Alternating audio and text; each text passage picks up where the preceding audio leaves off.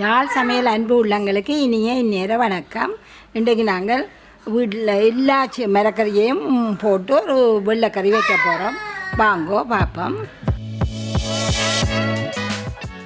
Leaks, கறி மிளகாய், இறால், வெங்காயம், ஓவா, தக்காளி பழம், கேரட், உருளைக்கிழங்கு, பச்சை மிளகாய், 2ஆம் பால், 1ஆம் பால், யாழ் சமையல் தூள், உப்பு, அதோட மிளகுத்தூள், மஞ்சள், வெந்தயம்.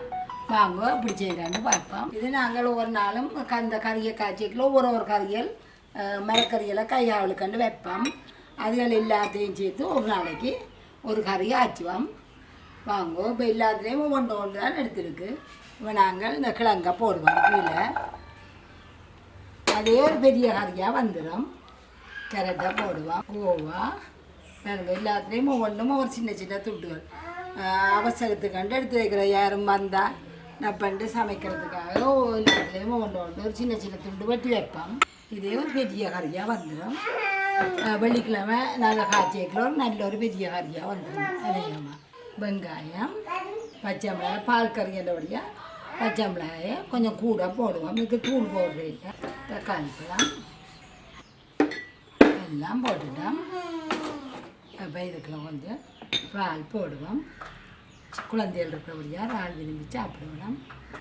ஒரு கொஞ்சம் மஞ்சள் தூள் போடுவோம். ஒரு கரண்டி போடுங்க மஞ்சள் தூள். இறக்கிக்கலாம் மிளகு போடுறது. இப்போ வெந்தயம் போடுவோம். இது இறக்கிக்கலையுமே கொஞ்சம் போட வேண்டி வரும். விடாமல் போட்டுட்டு நாங்கள் இந்த 2ஆம் பால் மட்டும்தான் விட போகிறோம்.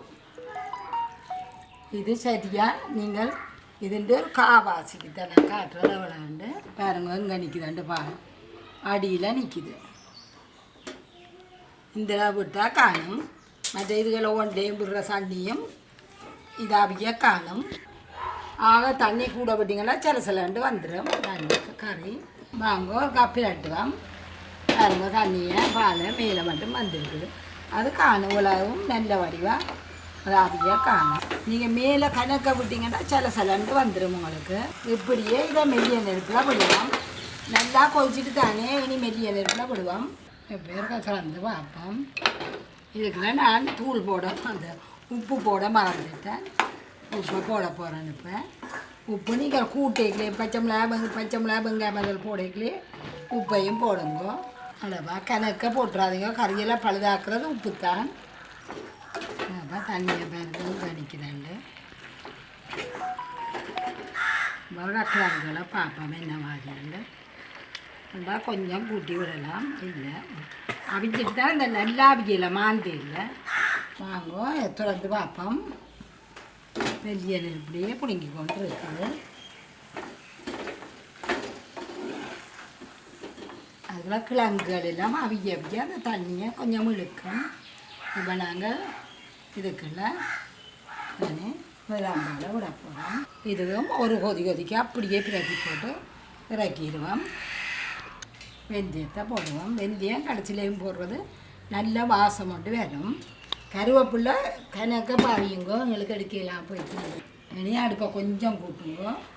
இவ்வளோ நேரம் மெல்லிய நெருப்பில் இருந்தது.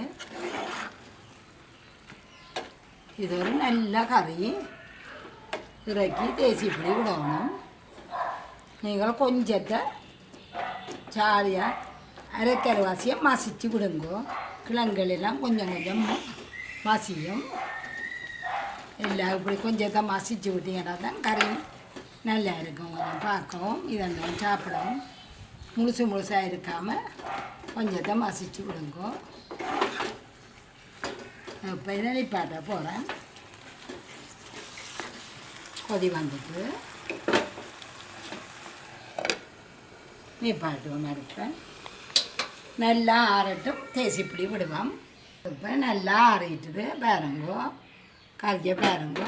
இப்போ நாங்கள் இதுக்குள்ள தேசிப்பிடியை விட போகிறோம். தேசிப்பிடியும் நான் சொல்ல மறந்துட்டேன்.